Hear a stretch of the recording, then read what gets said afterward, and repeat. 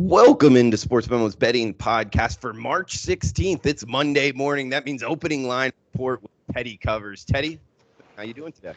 Well, I'm still here, buddy. We've certainly all had better Mondays. This is what is available for betting right now at the Stardust. That's how out of it I am. At the Westgate. This is a tweet from Jeff Sherman. There, you can bet Aussie rules football, Russian KHL hockey conference semifinal playoffs. And there's a handful of soccer leagues. There's Argentina Prima B, Brazil, Chile, the Russia Premier League, Turkey, Australia A, and Serbia. That's what's available for betting on a daily basis.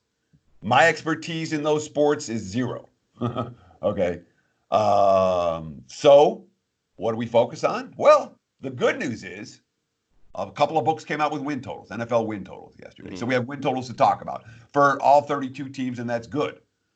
The bad news is free agency just started. We haven't had the draft, and we don't have a schedule. And if you think I'm betting an NFL win total before free agencies, draft or win total or the schedule gets announced, you're sadly mistaken. That's not, that's not my process. So we have the win totals to talk about, but frankly, I'm not going to recommend anyone bet on them, and especially given the economic situation that we have right now. And we'll talk about that as the show progresses. Let's talk about the numbers first. But given the economic climate, any money that you're convinced, I shouldn't say it this way. Let me phrase it this way. You better be sure you have enough money to last yourself 2 months, 3 months, 6 months. Whether it's taken out of your bankroll, whether it's taken out of your bank account, whether it's beg, borrow, or steal, whatever it is.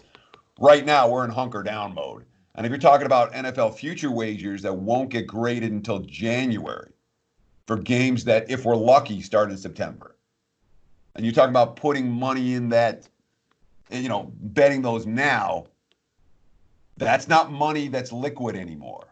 Those aren't liquid assets anymore. Once you make that bet, the book gets to keep that until the season gets canceled or the results get graded.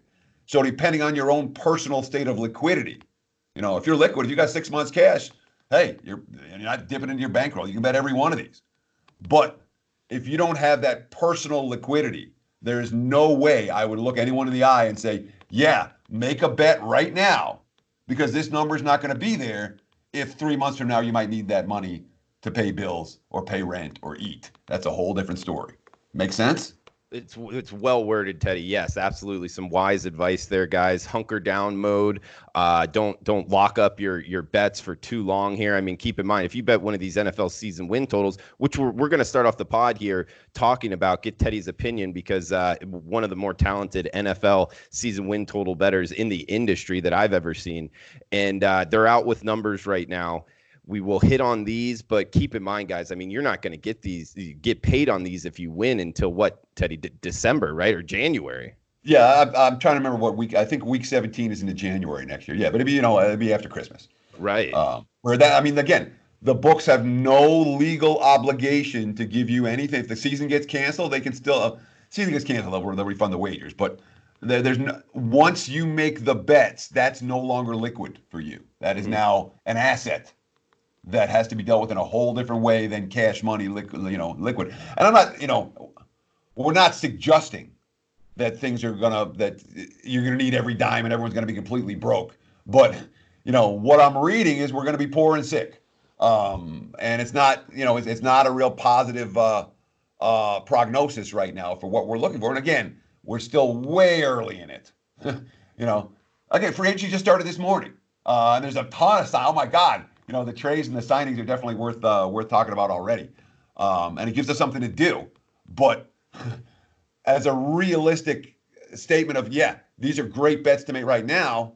There was a bet yesterday. I'm like, I really want to make this bet. And I'm like, that's a dumb move. You cannot make the bet right now. If you lose half a game between now and September, so be it. But you cannot take the chance of locking up money that you might need liquid somewhere down the road in another month or 2 or 3. And that's realistically where we all are right now, unless you have, if you got 6 months worth of cash set aside, good for you. And those of us with bankrolls have some of that, but you have to preserve that. It's not about right now finding the best bet. It's about making sure my family eats 3 months from now. Wise words from Teddy Covers on Twitter at Teddy_Covers. I'm on Twitter at Drew Martin Bets. We got numbers up here from the circa regular season win totals in the NFL. We'll also hit on some Vegas news, the economy overall. But guys, and this is the opening line report each and every Monday, simulcast on the WagerTalk and Sports Memo YouTube channels, also wherever you download your podcast. So Teddy, one question I have right off the bat is, these NFL season win totals are up. And you made a point here where it's very interesting to me. There's no schedule out yet. How is this happening? I mean, the teams, I believe, like the Miami Dolphins are playing at Allegiant Stadium here, the Las Vegas Raiders. So the teams you're going to be playing are known, but the actual schedule's not out, correct? Correct. The schedule was supposed to be released. It's usually about mid-April or so. Anyway, these things happen together. The schedule comes out. You have free agency and you have the draft. And all that's done usually is about the third or fourth week of April. And that's when I start digging into NFL. Is once those, the initial free agency, the draft, and the schedule comes out, I've got enough to work with, and I'm very, very comfortable doing my work. Mm-hmm. Right now, we don't have any of those. So, and even though you know the opponents you're going to play, that is not the same as knowing your schedule. Right. Good circumstances, bad circumstances. How many teams do you play coming out of a bye? How many teams do you play going into a bye? When you have a four road games in 5 week span, you have an early bye or a late bye. These are all legitimate concerns that you're going to have and going to consider when assessing these NFL season win totals. We have none of them right now, and we don't know when we're going to get them. The NFL, again, the draft, the schedule was originally supposed to come out, I think this second or third week of April, and everything's on hold right now. We don't know if that's going to come out when it was originally supposed to. Okay. Teddy, so what about some of these numbers? Do you want to start off by division? Do you just want to go over yeah, numbers? Let's go, baby. All right, AFC East, guys. We got the Patriots on top at just 9. Bills at 8. So it's kind of a more clustered here in the AFC East, Teddy, than the juice there, because the juice is worth talking on these. I'm not showing the juice on. Okay, I got the juice here.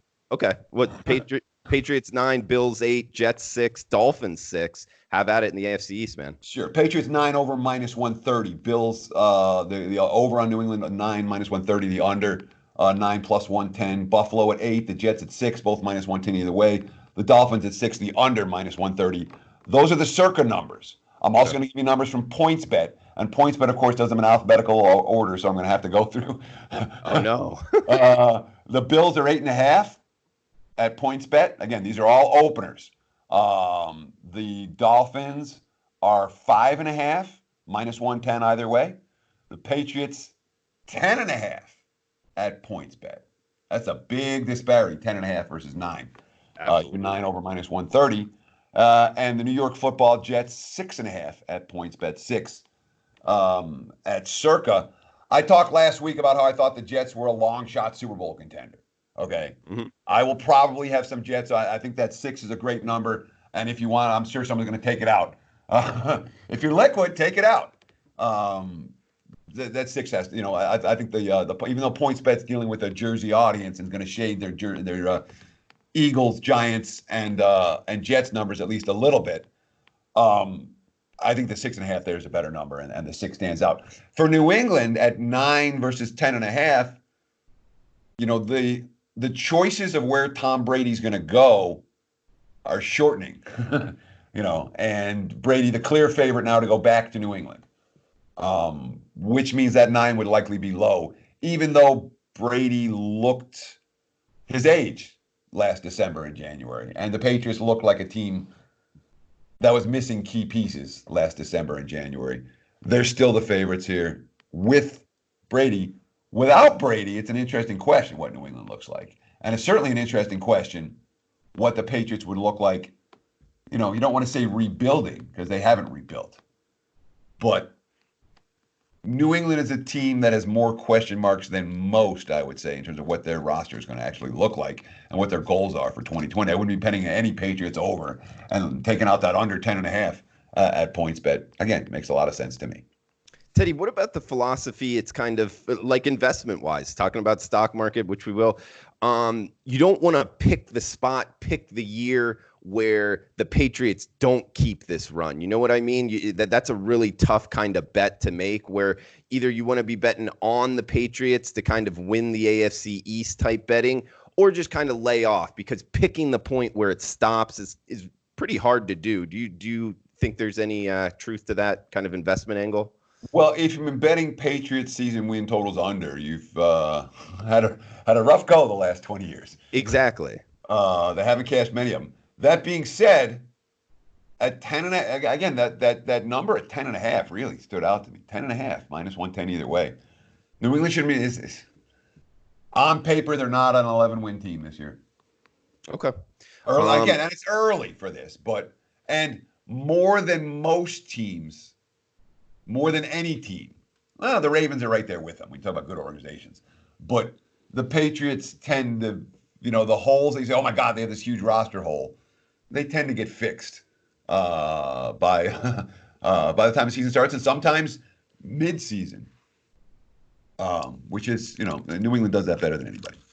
Teddy, I do got my app here from Circa, so I can read it off with the juice as well. We got Ravens, talking AFC North here, guys. Ravens 11.5 wins, which is tied for the most in the NFL. We got the Steelers at 9 with minus 130 juice to the over. We got the Browns at 8, and then the Bengals at 5.5. Teddy.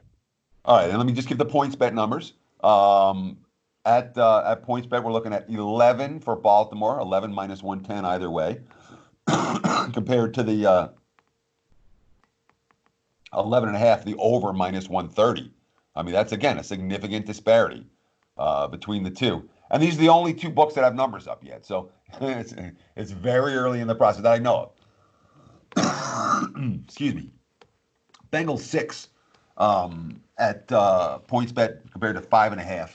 At Circa. Browns 8 at PointsBet compared to, that's the same, 8 minus 110 either way.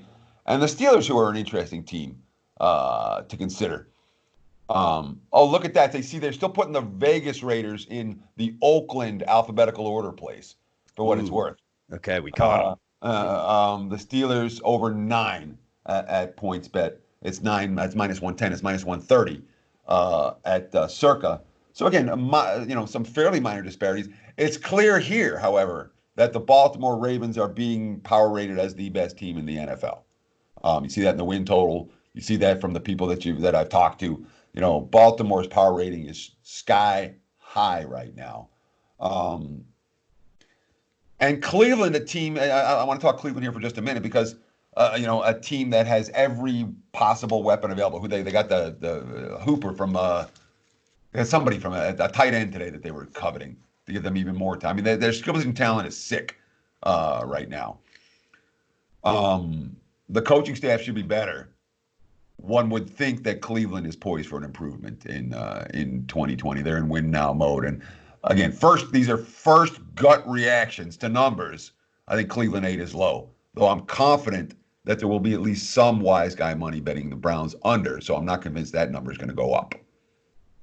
Well done, Teddy. We got AFC South up next. Circa numbers here. Titans 8.5, Texans 8.5, juice to the under minus 130, and Colts 8.5. So top 3, all the same number as of right now. Jaguars at 4.5. Those are the numbers. AFC South at Circa, Teddy. Yeah. So obviously Houston just completed a blockbuster trade moments before we went on air. From every indication, once again, Bill O'Brien and company got fleeced. When you trade away DeAndre Hopkins and get back an expensive running back that hasn't gained 4 yards per carry in any of the last 3 years, the third trade that they made for a running back in the last year, talk about head scratchers. Not that we're going to pay Hopkins, but I mean, they could have gotten a 1 for him. Would you rather have a 1 or would you rather have David Johnson on a fat contract? That doesn't seem right. It's a head scratcher. I mean, when you're looking at that, you're like, what? Let me go through the numbers at PointsBet to see the differences that we have right now. And I don't see, do they take Houston off the board for some reason? Houston's off the board here. I don't know why. GHI, yeah.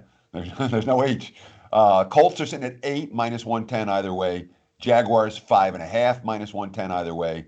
And the obvious over here is the Texans at 8.5 minus 110 either way. The Texans were the best team in this. The Titans. The Titans down the stretch were the best team in the division. They re-signed their quarterback. They appear to have most of the pieces in place. I look at them as the favorite to win the division in 2020, more so than even Deshaun Watson and Houston. I think Tennessee over 8.5 is the one. Again, first reaction, that's the one that jumps at me. I think the Titans are a playoff team again. And Teddy, I guess off the board at PointsBet, I just went all the way through the process, but didn't press place bet here. It's Texans 8.5 at Circa. You think there's anything to that? I think that the Circa. I think that there's a chance that PointsBet might have pulled it down when based on this trade, and I don't know if I'm looking at something old. I mean, I'm just scrolling through right here. So I don't know if there's anything to it. I think it might be a temporary deal, but I don't want to hit refresh because you have to drop down all the menus individually. So if I refresh, I'll have to do it all. It'll be a nightmare. Yeah, for the sake, you got to go Atlanta Falcons regular season win, and then you got to drop it down to see what it is. So I'm not going to do that. But I don't see a Texans number on here right now. I'm assuming it would be in the 8.5 range, just like we're talking about here. Titans the one that stands out to me from that division. Okay, heading out west in the AFC West, we got the Chiefs tied for the highest season win total in the NFL with the Ravens sitting at 11.5 right now. We got the Chargers at 8 minus 120 towards the under. Broncos 7.5. And we got Raiders, our Las Vegas Raiders, Teddy, 7.5 minus 140 to the under. Yeah, and again, I don't like falling in love with overs. But the Broncos won 7 games last year with like a rotting corpse at quarterback. Sorry, but it wasn't pretty watching Joe Flacco out there. Is all I'm gonna say. When Flacco got hurt, it got worse. Locke showed something at the end of the year. They have a defense. They got skills and talent. At 7.5, that Denver to me stands out. Just around, of course, that's the Vegas number. PointsBet sitting at 7 right now. 7 over minus 110. The Chiefs are 11.5, and note minus 110, 11.5 on Kansas City, which shows that Baltimore ranked a little bit higher than minus 130. Oh, that may be some schedule related. Chargers 7.5. I don't know what to do with the Chargers. My gut reaction is that there's a chance the Chargers get Brady. The Chargers get Brady. This number is going to be higher than 7.5, and I would probably bet them under. I'm not in love with that roster. Denver's a team Denver's a team that stands out to me. As for the Raiders, again here at PointsBet in Jersey, they're 7, whereas Vegas has them 7.5 under minus 140. Oakland's another team that might be a notch or two better. That should be a notch or two better, although they were pretty bad last year. I don't know. That's one. The Broncos were the ones that jumped. It was the one that jumped on me from that division. But again, it's another over. I like when unders jump at me, and we haven't had too many of them yet. And Teddy, kind of a market question here with the Las Vegas Raiders in Las Vegas being pinned at 7.5. There is juice to that under, and then I guess on the East Coast here, PointsBet just at 7. And this is something that's kind of new to the market in terms of legal betting here. Is that something we should get used to as sports bettors in terms of maybe a half game difference here between East Coast and West Coast legal sports books? It's not a legit half game difference because it's 7.5 with a juice minus 140. We normally consider about 50 cents worth of juice is equal to a half win. So under minus 140 versus under minus 110. You're actually talking about instead of a half win differential, a 0.2 win, 0.2 win differential when you factor in the juice, which is a differential worth exploiting. But it's not one of these deals where you can count on the fact that the Vegas market is going to be different from the Jersey market. It's going to be different from the Louisiana market. For win totals, it's a global marketplace. You'll find differences, and especially again from openers, you'll find differences everywhere. This is not unusual. Books open their numbers, and then the markets move to decide which of those numbers are right and which numbers should stand and which numbers won't. So this it's not an unusual process to see. I've seen win totals as high as a game and a half different in the NFL off of openers. Not often. I remember that once, but I remember, wow, But we talked about one here with the Patriots, 9 in Vegas and 10.5 in Jersey right now. That's a legit 1.5 for though. I mean, there's a minus 130 on the over, so it's 1.2 win difference, or 1.3 win difference. But it's a significant difference. That can and does happen very early in the process. It will not last, assuming people are betting these. And again, I don't know what this, how reluctant people are to get involved with some of these long-term wagers right now, given that the financial uncertainty that's around the country. Teddy, heading to the NFC here. We'll start off in the NFC East. Got the circa numbers here. Cowboys, 9.5, minus 130 towards the over. We got the Eagles, 9, minus 130 to the over. Giants, 6.5, small juice to the over. And we got the Redskins at 5 flat. Will you double check that? Because I see the Giants 6.5, minus 125 to the under. Has that changed? Because I have a. I got the Giants 6.5, minus 115 to the over, minus 105 to the under. That has so there's been some money on the Giants over. Somebody's betting them. Yeah, I'm sure. And again, if you have a bankroll that you can withstand sucking out of that bankroll for however long it takes for sports to start, and know that you're still going to have money in your bankroll when all said and done, you absolutely should be making these bets. They're bets to make. And the bets at the opener, you're not going to get any better numbers in this. It's the most inefficient market. Yeah. So just to let me talk about the numbers from Jersey, from PointsBet. I've got Dallas 9.5 at minus 110. Either way, we've got the Giants at 6 versus 6.5 here in town. Eagles 9.5 minus 110. Either way, they're 9 minus 130 at circa, and the Redskins at 5.5, and they're 5 at circa. So Dallas is a team I've got some question marks about. Considering their salary cap situation, considering that they franchised, they paid their running back when their key, their quarterback and key have not yet been paid. I'm not betting Dallas over 9.5 right now, especially because every other team in that division will be better than they were last year. I wouldn't argue with anyone wants the Redskins over 5 either. Although it's still so early in the process, but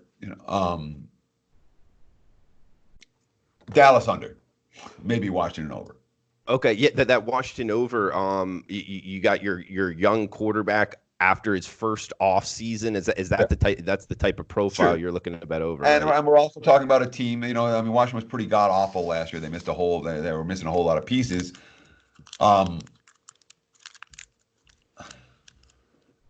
They have room to spend and a roster that's not hopeless. This isn't Cincinnati. Teddy, we got NFC North up next. We got the Packers at circa 9. We got the Vikings 8.5 minus 135 to the over. We got the Chicago Bears 8.5 minus 125 to the over, and the Detroit Lions 6.5. Teddy.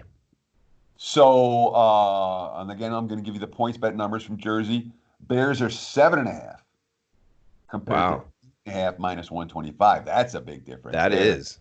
Lions 6.5 in both places.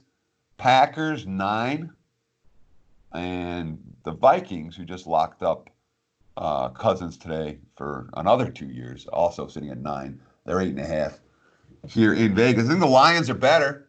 The Lions were another team that won games last year despite having a rotting corpse at the quarterback for extended periods of time. Detroit's a team I hate to bet over. But 6 is low on Detroit. They're not was it 6? No, 6.5. Even 6.5 is low in Detroit. They're a 500 level team. I'm not convinced the Packers will be as good as they were last year. I don't know how good the Packers actually were last year. Everything, a lot of things broke right for them. But Green Bay at 9 would be one that I would be betting that over. I'll put it that way. And again, first reaction. I'm not all that bullish on Green Bay. Okay. Teddy, we got NFC South here. The Saints, 10.5, -120 to the over. Falcons, 7.5, -130 to the over. The Bucks, the Tampa Bay Buccaneers here, 8.5. And the Carolina Panthers, 4.5. I believe that is the lowest season win total on the board, tied with the Jaguars here. Carolina Panthers, 4.5. Saints, 10.5 at the top. I right off the bat, Teddy, I kind of like over in the Panthers and under in the Saints. I don't know. How do you feel? I agree. Certainly under the Saints. I don't know. I don't know if I want any part of Carolina. Carolina's the beginning of a full tear down rebuild. And those aren't the teams, you're going to have they're 2 and 3 win teams, and Carolina might be one of those teams this year. They're really not. There's not a lot to like about the looks of their roster. The Bears, the rumor on the Bears today was that they're going after Bridgewater, and they're giving up on Trubisky will be the backup. The Bears get any quarterback other than Trubisky who can start, their number is going to go up. Their win total will go up. So if you want to be proactive with Chicago, it appears they are looking to have some type of a QB competition. I don't even care if it's Dalton. They get another quarterback who's capable of starting games to put a little fire on Trubisky. That makes the Bears a lot better. Why am I talking about the Bears when we're on the next division? I don't know. I didn't know if you were circling back. And the funny thing is I feel like this pod, so all weekend, let's be honest, all weekend, I didn't know what to do with myself. I went out, I was weedy. I was like, okay, let's weed. I got a notice from the HOA, you got to clean your weeds at the beginning of spring. And normally I hire someone, I'm like, F that, I'm going to do it myself. I'm like, come on, Isaac, I got the boy. We sat out and weeded for a couple hours yesterday. And I'm like, this what I'm going to do? It's Monday morning. The stock market's down 30%. No sports to bet on. I think everybody out there knows how you're feeling, man. Yeah, but the key is you gotta have some portion of routine to your day. You have to have some physical exercise, some physical movement in your day. Otherwise, it's very easy to get depressed and very easy to lose your energy and very easy to feel crappy. So, I've been trying to get out and do something. And hey, weeding for a couple hours for a smoker like me, it's great exercise. I was gassed. I'll do it again today. But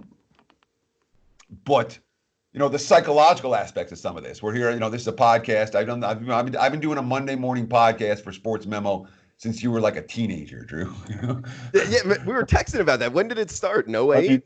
This podcast, I started doing an opening line report. I don't even know if it was 03 or 04 or 05. It's been a while. I don't maybe you weren't a teenager then, but I've been doing it. I've been doing a podcast every Monday at sportsmemo.com for a really long time, or pretty much every Monday. And it's a little bit disconcerting, a little bit offsetting when you wake up and you go, okay, this is what I do every single morning of my life.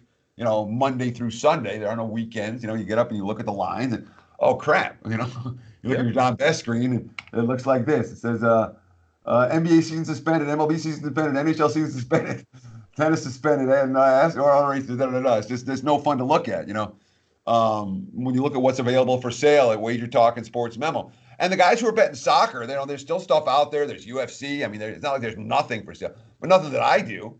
So it's psychologically, it's a little bit weird right now. It is for everyone, I'm sure. And that's why I thought it was important that we do the podcast. And I love the fact that we're going through win total numbers. It feels very natural and very normal. And I like that because things haven't felt natural and normal for a good couple of days. So I don't know if that diatribe will go on, but stay sane out there. Saints at 10.5 to me is the easiest under. But again, I thought that last year too. I thought New Orleans, this is a team that has their entire salary cap locked up in their top key players. And it was, and then they won every close game imaginable. And Breeze got, they're 1-1 and Breeze is hurt. And I'm like, I was counting the money from that win total. Yeah. And then Bridgewater came in and they won 6 games in a row where they all by one score, and I think several of them where they didn't get to 14, where the defense played out of their minds. The point is this: I don't know if the Saints can do that again. My gut reaction on the Saints is absolutely under 10.5, especially with that, the opener of -120. Falcons have taken over money off the opener for what it's worth. And Atlanta, of course, played well enough down the stretch last year to perhaps attract some attention. The Falcons, I wouldn't argue with anyone that's looking at Falcons over. Bucks. Oh, and let me give the numbers. Did I give the numbers? I don't even know where I'm at right now. Yeah, well, no, you can give the numbers, Teddy. And also the NFC South, it's kind of been a division where there's been a lot of change from year Yes. to year, Yes. from positioning. These teams are all kind of the same type of profile of franchise, kind of getting better or worse as from year to year. Sure. Didn't they have the NFC South had the worst to first for like 5 years in a row? Yeah, This exactly. deck in Jersey, and I apologize if I did this already. Falcons are 8 minus 110 versus the 7.5 that took the over. That you were talking about the over minus 130 in the AFC South. Carolina is at 6 in Jersey at PointsBet compared to 4.5 here in Vegas. New Orleans is at 10.5 minus 110 either way at PointsBet. And Tampa Bay, who has been the popular rumor for Brady, and now I believe is the betting favorite for Brady, 7.5 in Jersey compared to 8.5 at Circa. So, Tampa's a team I'm very bullish on. We talked about them in the pod last week as well. Bucks over is one that makes a fair bit of sense, and I wouldn't. But out of the grouping, Saints under. And again, it's not like it's spilled milk. That last year's bet's already lost.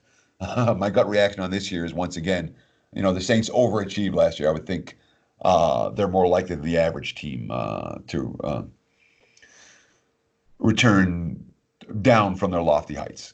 10.5, too high.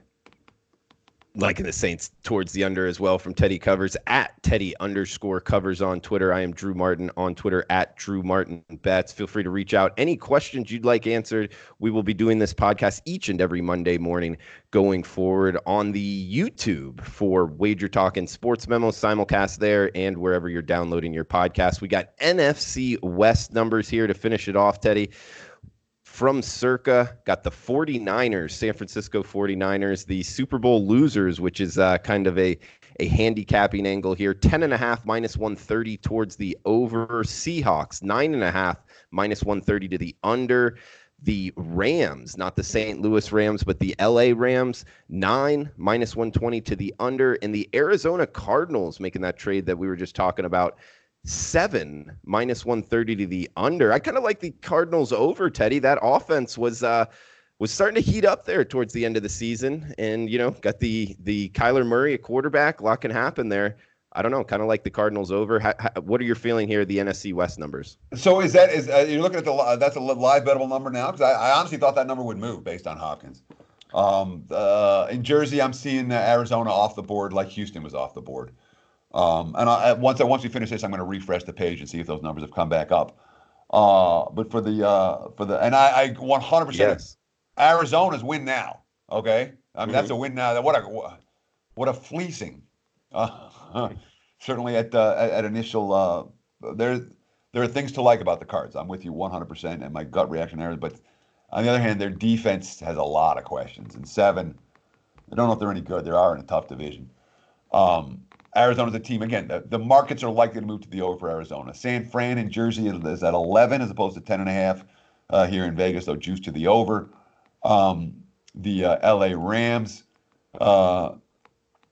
here in Jersey are 9 compared to 9.5, with juice to the under in Vegas. And Seattle is 9.5. 110 either both ways at PointsBet. And certainly, yes, when we think of, and yeah, those numbers are not refreshed. Arizona and Houston are not back up on the board yet. Now that I've refreshed the.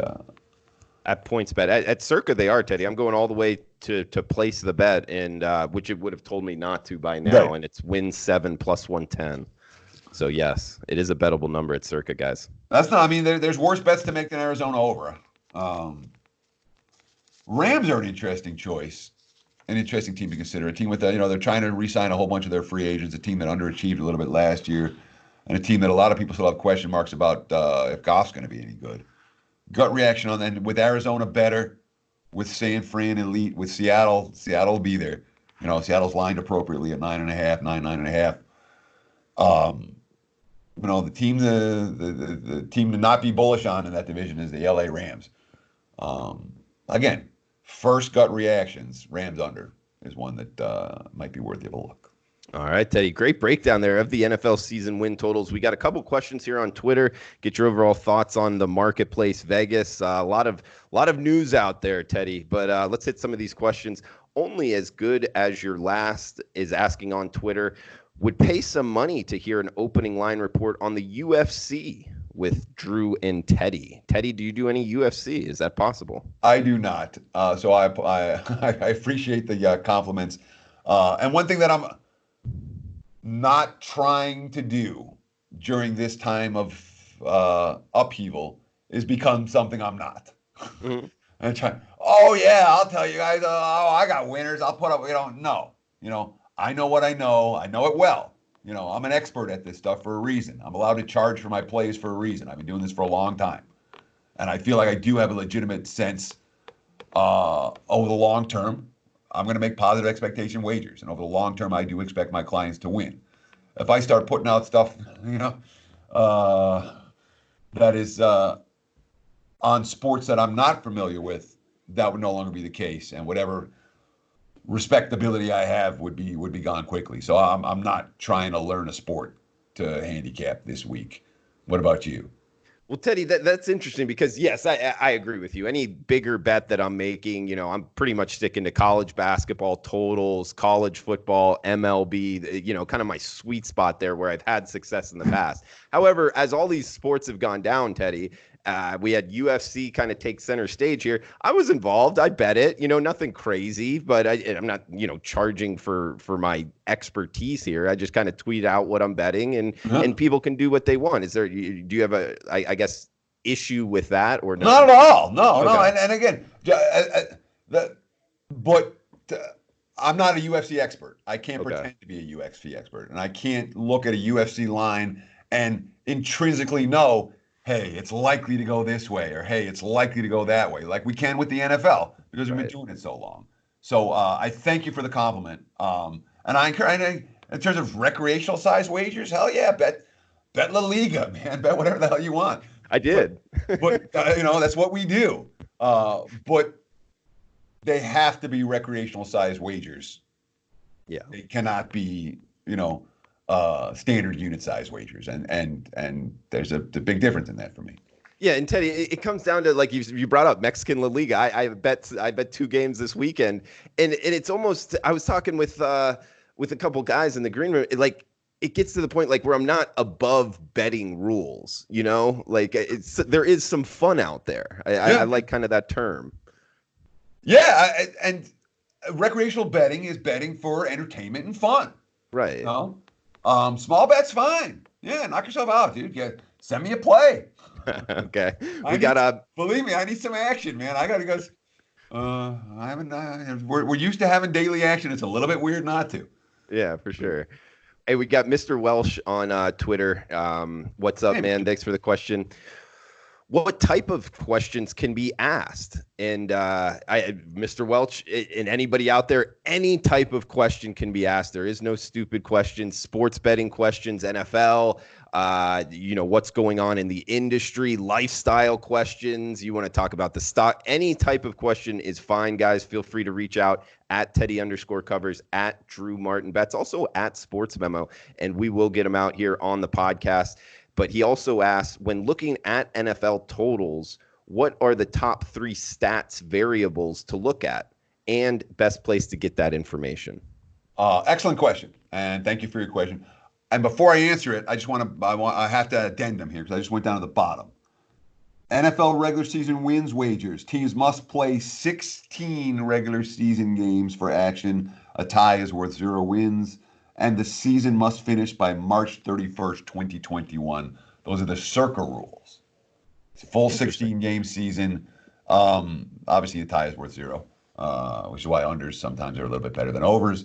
And the fact that they don't line at 256 wins. They often line at like 259 or 260 wins if you add them all up together. Yeah, that's an important stat there because MLB is the same way. Yeah, it's inevitable. Although when you factor in the juice, sometimes it's a little bit less.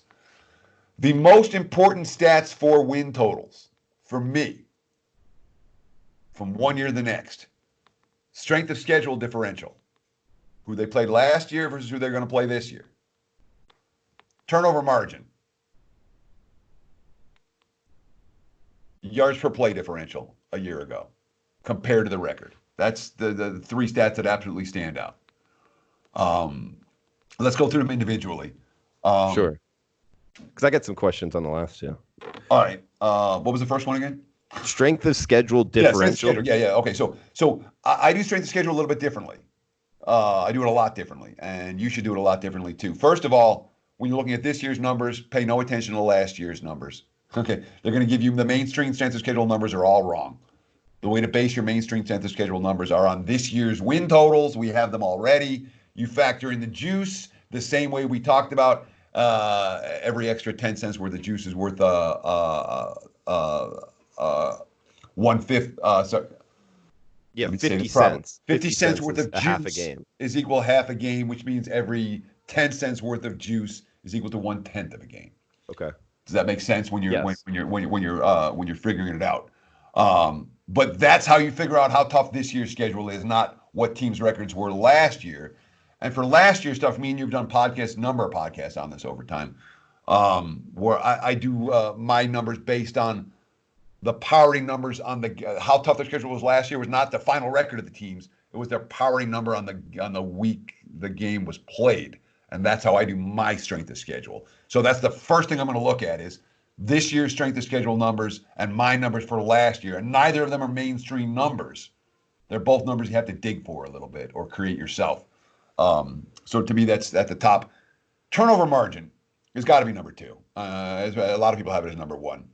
You know, the teams that are plus 20 are likely to regress to the mean. The teams that are minus 20 are likely to regress to the mean, et cetera, et cetera. And much of a team's success or failure in any given season can be, you point the finger right at turnover differential. That said, there are a good handful of teams that are built for positive turnover margins, and there are a good handful of teams that are built for negative turnover margins. So that's just one piece of the equation. And when I say built for positive turnover margin, you have a defense you can create takeaways, you have a quarterback who doesn't make mistakes, you have an offensive line who can protect them. When you have teams that are built for losing the turnover battle, you have a defense that doesn't create takeaways, you have a young quarterback who makes mistakes, you have an offensive line that can't protect them, et cetera, et cetera. And those teams, you can go into the season and say Carolina's going to lose the turnover battle this year and know that and bet that with some level of confidence, you know. So turnover differential is something you look at from last, from last year, but you look at it with an asterisk. You have to factor it in. And the third, you had quite. What was the third one? Well, I guess it was yards per play differential. I believe you said. Yeah, sure, yeah. But the turnover margin, I have a question, but you kind of answered it. One being, I don't think it is totally random because defensive coordinators in practice, you can just tell from playing the sport. You know, some teams are more, aggressive in causing turnovers and they're practicing it all the time. Some teams aren't. Plus the fact interceptions, Teddy, if a quarterback is more if he throws more interceptions in the future, he's likely going to throw more interceptions. It's not something that I believe that's actually handicapable. I don't disagree. Again, what I'm saying, I agree and disagree. I agree that it's handicapable to the sense of you can take last year's numbers and say this one deserves an asterisk. This one team is likely to be minus 15 again. Hey, this team was minus 18 and that was random. They should get better. You go through each team given their individual circumstance and say this is a team that's likely to continue to have these problems. This is a team that it looks a lot more like a random aberration last year, whether it's positive or negative. And that's a handicap. That's a work process. That's not the numbers are going to tell you the process. Okay. Yeah. And then the last one, yards per play. I don't know if it was differential though. Yeah, yards per play differential. What you allowed on offense versus what you gained on defense. That is a much better sense of how good your team actually was last year than any other factor.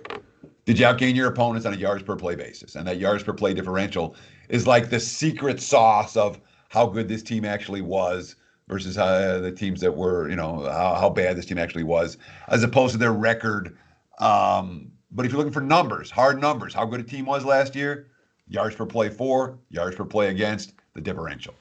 And are you taking it the next step to where, if a team's always down multiple touchdowns, they're kind of getting garbage yards there in the fourth quarter? Are you taking that away from the team? Of course. Okay. But again, that's a piece of the process. When you find a team that's went 9-7 last year and they were minus a half yard per play, you say that was an overachieving season. This team's likely to regress.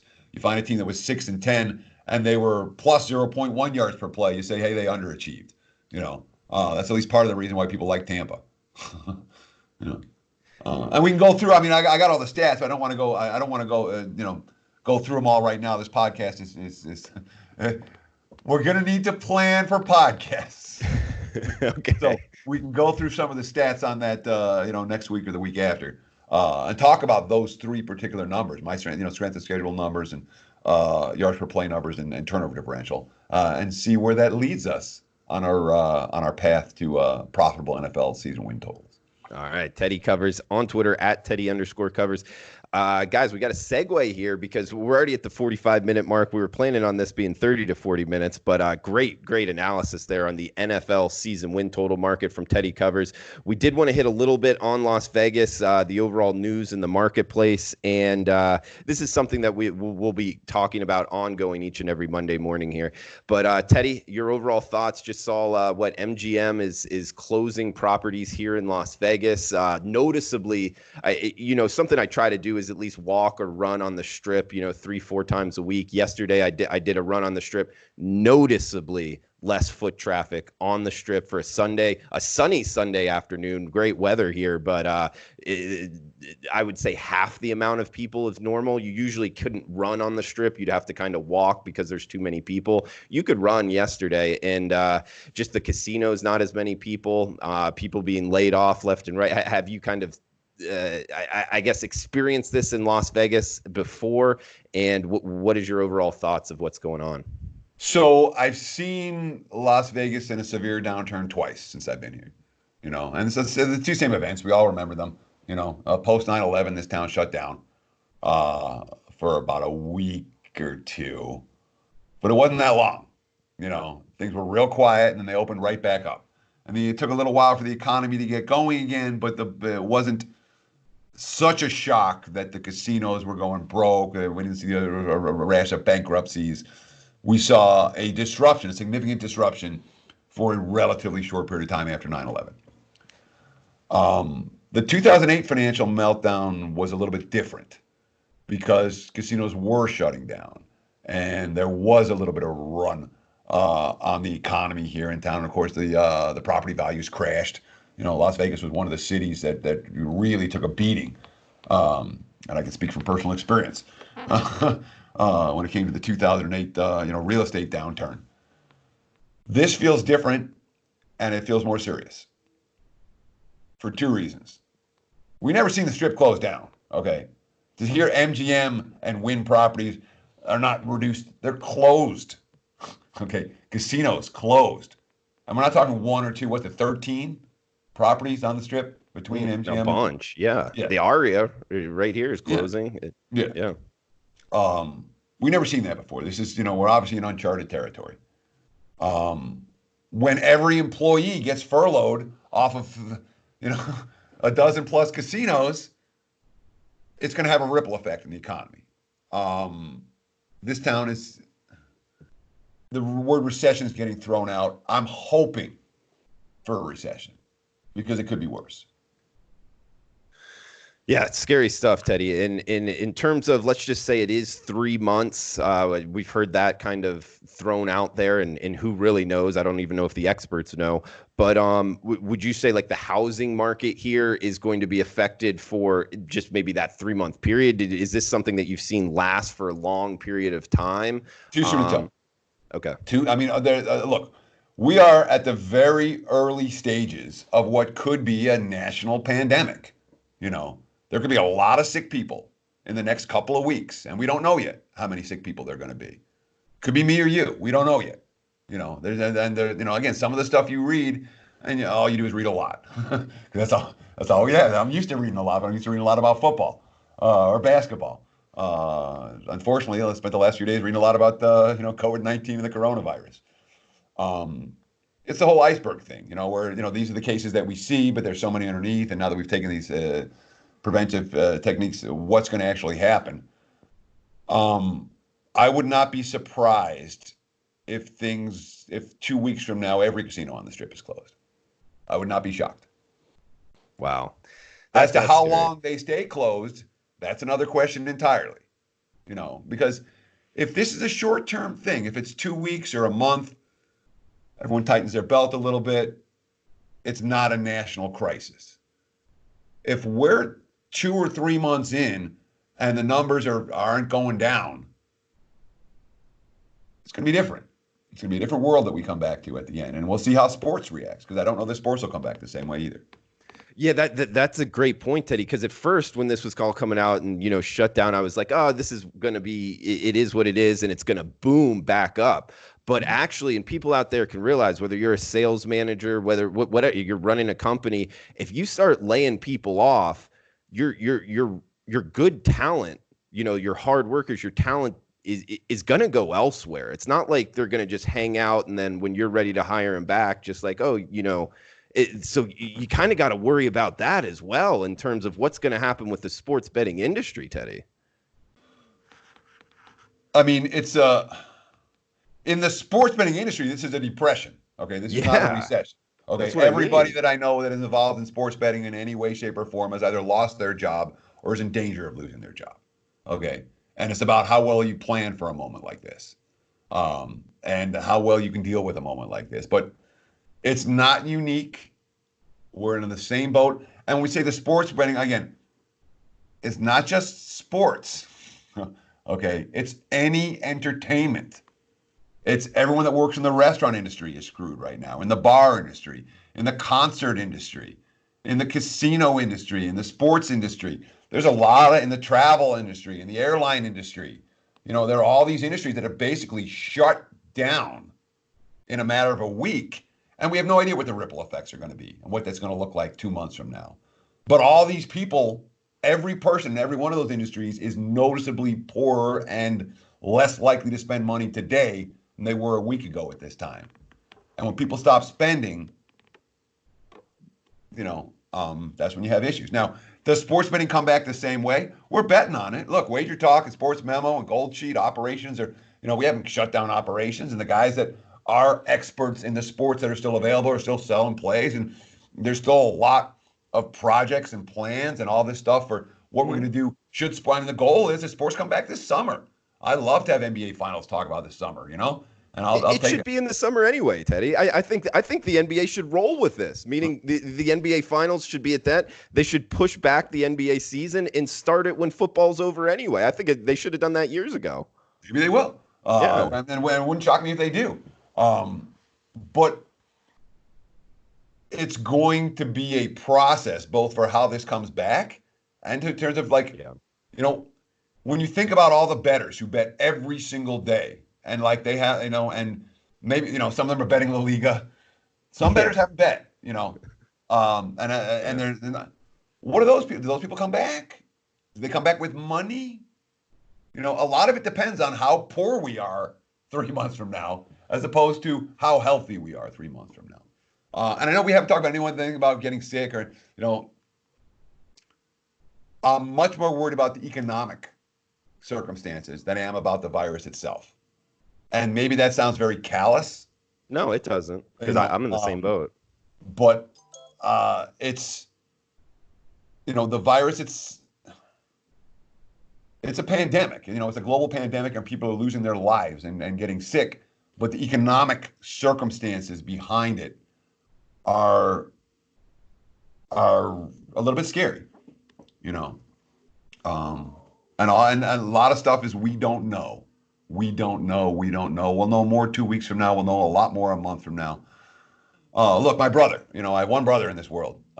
He runs the ICU at Emory University. He knows what the hell's going on. And I don't mean to drop his name, but it's certainly a situation where the professionals are very, very concerned as to what it's going to look like a month from now. So stay safe out there. Don't be foolish.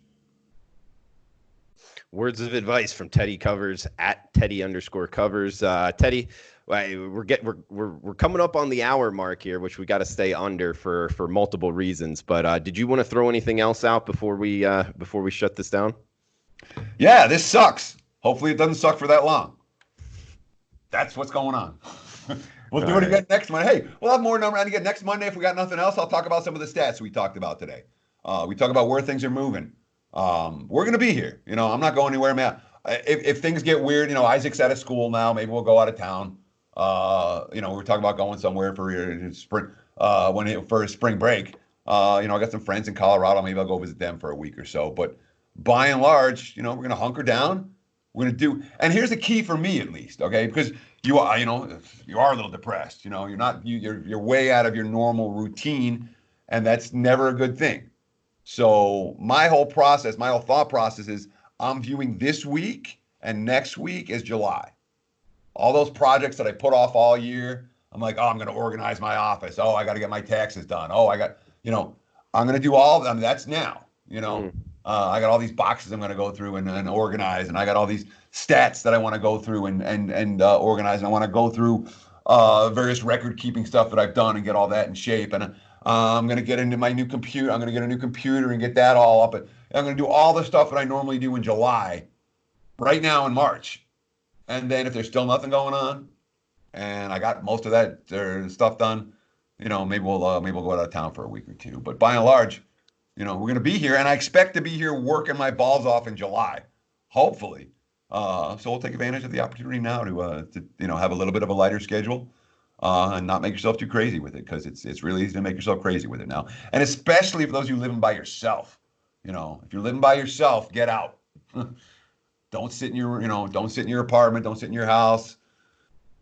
You got to get out at least a little bit, because if you're sitting there watching the news all day, your anxiety level just goes notches up and up and up and up and up. It just does. It's just a natural thing. So, and thanks for taking. I normally say thanks for taking time out of your busy day to hang out with you and us.